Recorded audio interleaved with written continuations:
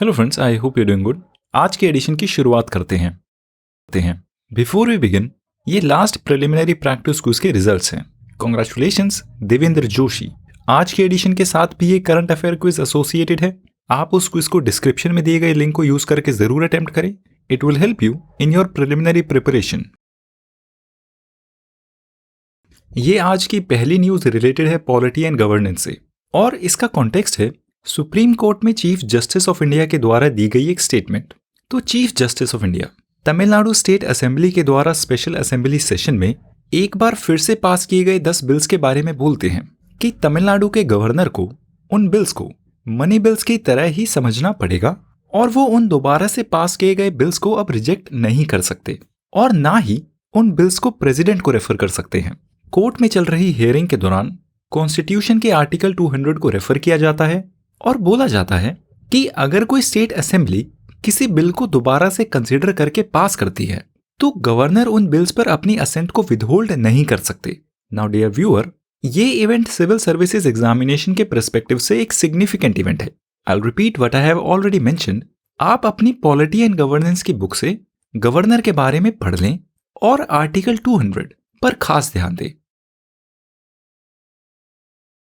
Friends, ये topic इस समय एक मेजर इवेंट है जो देश में चल रहा है, बट हमने अब तक इस एडिशन में इस टॉपिक को एक बार भी कवर नहीं किया है क्योंकि सिविल सर्विसेज एग्जामिनेशन के पर्सपेक्टिव से इसमें कुछ मेजर नहीं है। But now I have decided to briefly mention this event so that you have a general awareness of it. तो उत्तराखंड के उत्तरकाशी डिस्ट्रिक्ट में चल रही एक अंडर कंस्ट्रक्शन टनल कोलैप्स हो जाती है और उस कोलैप्स में 41 वर्कर्स दब जाते हैं और अब उन वर्कर्स को बाहर निकालने के रेस्क्यू एफर्ट्स इन प्रोग्रेस हैं। इन अ लेटेस्ट एफर्ट उस मलबे में एक 6 इंच के पाइप को डाला गया है ताकि उस पाइप की मदद से उन वर्कर्स तक खाना पहुंचाया जा सके। इन रेस्क्यू एफर्ट्स में इंटरनेशनल एक्सपर्ट्स भी इन्वॉल्व हैं। Ministry of information and broadcasting ने भी टीवी चैनल्स को ऑर्डर दिए हैं कि वो इन इवेंट को मीडिया में सेंसेशनलाइज ना करें ताकि ये रेस्क्यू एफर्ट्स डिसरप्ट ना हो। ये न्यूज रिलेटेड है इंटरनल सिक्योरिटी से। तो इंडिया की anti terror agency national Investigation Agency ने कनाडा बेस्ड 6 फॉर जस्टिस के फाउंडर गुरपतवंत सिंह पन्नू के खिलाफ एक केस को रजिस्टर किया है। इस व्यक्ति ने एक वीडियो क्लिप में एयर इंडिया को थ्रेटन किया था, ये हिंट करते हुए कि उस फ्लाइट में ट्रैवल कर रहे लोगों की जान को खतरा हो सकता है। तो नेशनल इन्वेस्टिगेशन एजेंसी ने अनलॉफुल एक्टिविटीज प्रिवेंशन एक्ट और इंडियन पीनल कोड के प्रोविजन को इन्वोक करके इस व्यक्ति को as an individual terrorist designate कर दिया है। Now as a side note, इस इवेंट से रिलेटेड आप इस क्वेश्चन का आंसर दीजिए। बताइए वो कौन सा इवेंट था जिसकी वजह से नेशनल इन्वेस्टिगेशन एजेंसी को बनाया गया था। ये न्यूज सिविल सर्विसेज एग्जामिनेशन के पर्सपेक्टिव से रिलेटेड है एनवायरमेंट एंड इकोलॉजी से, और ये है मिनिस्ट्री ऑफ पावर से रिलेटेड। तो अगले महीने दुबई में United Nations conference of parties की 28वीं समिट है। इस समिट को COP28 के नाम से भी जाना जाता है और इस समिट की प्रिपरेशन इन प्रोग्रेस है। इन प्रिपरेशन मीटिंग्स में इंडिया के फॉर्मर पावर सेक्रेटरी बोलते हैं कि इंडिया के ग्रीन एनर्जी ट्रांजिशन प्रोसेस में एक मेजर शॉर्टकमिंग है।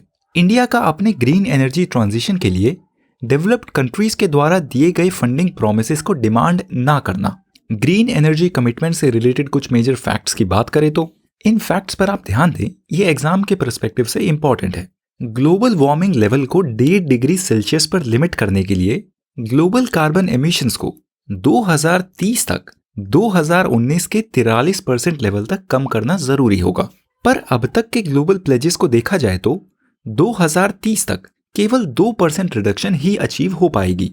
इंडिया की बात करें तो इंडिया ने कमिट किया हुआ है कि 2030 तक इंडिया अपनी एनर्जी डिमांड के लिए 500 गीगावाट एनर्जी को रिन्यूएबल सोर्सेज से जनरेट करेगी। पर इन सब कमिटमेंट्स के बावजूद भी 2023 तक यानी कि इस साल तक इंडिया का 70% energy load coal based energy से फुलफिल होता है। ये न्यूज है इकोनॉमिक्स से रिलेटेड और है रिजर्व बैंक ऑफ इंडिया से। तो रिजर्व बैंक ऑफ इंडिया ने अभी कुछ दिन पहले बैंक्स के द्वारा दिए जाने वाले छोटे साइज के अनसिक्योर्ड पर्सनल लोन्स जैसे कि retail loans, credit card loans वगैरह में कुछ रेगुलेटरी चेंजेस किए हैं। एवरेज साइज में 10,000 रुपए तक के लोन्स आज के समय में काफी डिमांड में हैं और काफी तेजी से ग्रो हो रहे हैं। और इन तेजी से बढ़ रहे लोन से जुड़े रिस्क को एड्रेस करने के लिए आरबीआई ने बैंक्स को डायरेक्टिव दिए हैं कि बैंक्स इन अनसिक्योर्ड छोटे साइज के लोन से जुड़े रिस्क वेट को फिलहाल 100% से 25% और बढ़ाकर 125% कर दे। अब हम बात करते हैं कि रिस्क वेट होता क्या है। रिस्क वेट एक बैंकिंग कंसेप्ट है। ये एक वैल्यू है जिससे किसी भी एसेट जैसे कि लोन से जुड़े रिस्क को सिग्निफाई किया जाता है। हाई रिस्क वेट होने का मतलब है हाई रिस्क और लो रिस्क वेट होने का मतलब है लो रिस्क। आरबीआई के रूल्स के अकॉर्डिंग बैंक्स को अपने एसेट्स जैसे कि लोन्स के लिए उनके रिस्क वेट के अकॉर्डिंग कुछ कैपिटल को एज अ बफर में रखना पड़ता है, ताकि अगर कल को कोई लॉस होता है उस लॉस को उस बफर की मदद से एब्जॉर्ब किया जा सके। और अब क्योंकि इन अनसिक्योर्ड पर्सनल लोन से जुड़े रिस्क वेट को बढ़ा दिया गया है, बैंक्स के लिए इन लोन्स को देना और महंगा हो जाएगा एंड एज अ रिजल्ट ये लोन्स कंज्यूमर के लिए भी महंगे हो जाएंगे। पर ये स्टेप बैंकिंग सिस्टम को और सेफ बना देगा। अब इस इवेंट से रिलेटेड क्वेश्चन क्विज में है, आप उसको अटेम्प्ट करें। Now friends, I have a humble request, अगर आपको ये एडिशन पसंद है, इन एडिशन से आपकी लाइफ में कोई वैल्यू ऐड होती है और आप मेरे एफर्ट्स को सपोर्ट करना चाहते हैं, तो you can do your part by liking this video. Please do it. ये नेक्स्ट न्यूज है इंटरनेशनल करंट अफेयर से रिलेटेड और इसका कॉन्टेक्स्ट है BRICS virtual summit on the Israel Hamas war, जिसको कल ही साउथ अफ्रीका ने होस्ट किया है। इस समिट में नरेंद्र मोदी को इनवाइट किया गया था, बट उनकी जगह इस मीटिंग में external affairs minister S Jaishankar ने इंडिया को रिप्रेजेंट किया है। इस मीटिंग के आउटकम्स की बात करें तो Chinese president Xi Jinping Gaza में इमीडिएटली सीज फायर मेंटेन करने की बात करते हैं, मतलब अभी की अभी गोलीबारी रोक दिए जाने की बात करते हैं।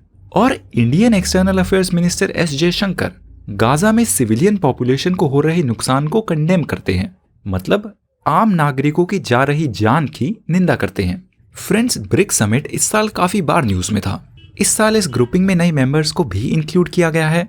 आप इस ग्रुपिंग और बाकी और सभी मल्टीलेटरल ग्रुपिंग्स के बारे में पढ़ लें और इस इवेंट से रिलेटेड एक क्वेश्चन क्विज में भी है, अटेम्प्टेड। ये नेक्स्ट न्यूज है मिनिस्ट्री ऑफ एजुकेशन से। तो मिनिस्ट्री ऑफ एजुकेशन ने सभी स्टेट्स को रिकमेंड किया है कि वो अपने स्टेट में स्टूडेंट्स को साथी पोर्टल यूज करने के लिए एनकरेज करें।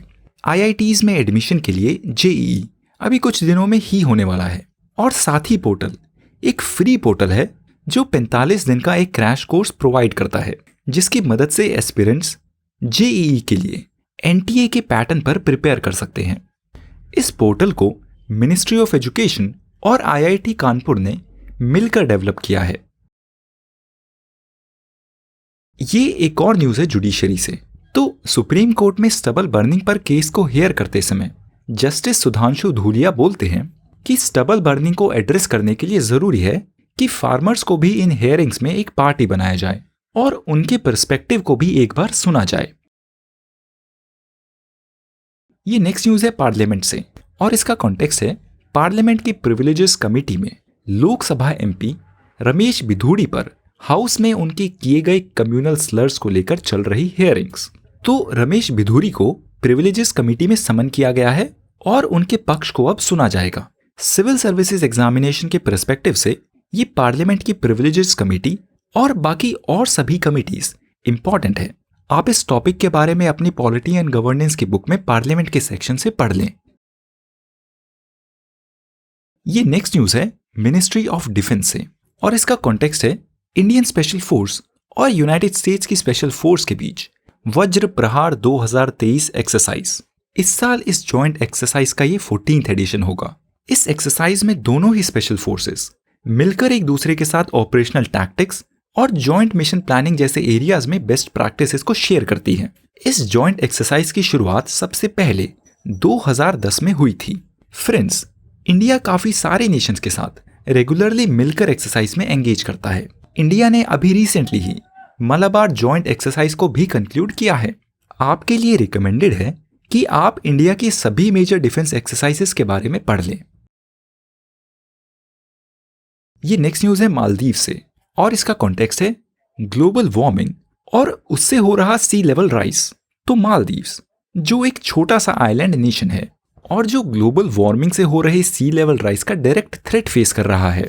उनके newly elected president Mohamed Muizzu ने इन एन एम्बिशियस प्लान बोला है कि मालदीव्स सी लेवल राइज से डील करने के लिए लैंड रिक्लेमेशन करेगा और अपने आइलैंड्स को चारों तरफ से फोर्टिफाई करेगा। मतलब आइलैंड के सभी तरफ एक दीवार को खड़ी करेगा जिससे आइलैंड में पानी ना घुस पाए। अब ये प्लान केवल एक अनाउंसमेंट है, पर एनवायरमेंट एक्सपर्ट्स का इन प्लान्स को लेकर कहना है कि ये पॉलिसीज ठीक नहीं है और इससे मालदीव्स में बाढ़ आने का खतरा और बढ़ सकता है। Now that's all for today, friends. See you in the next edition. Don't forget to take the quiz. Have a good time. Bye.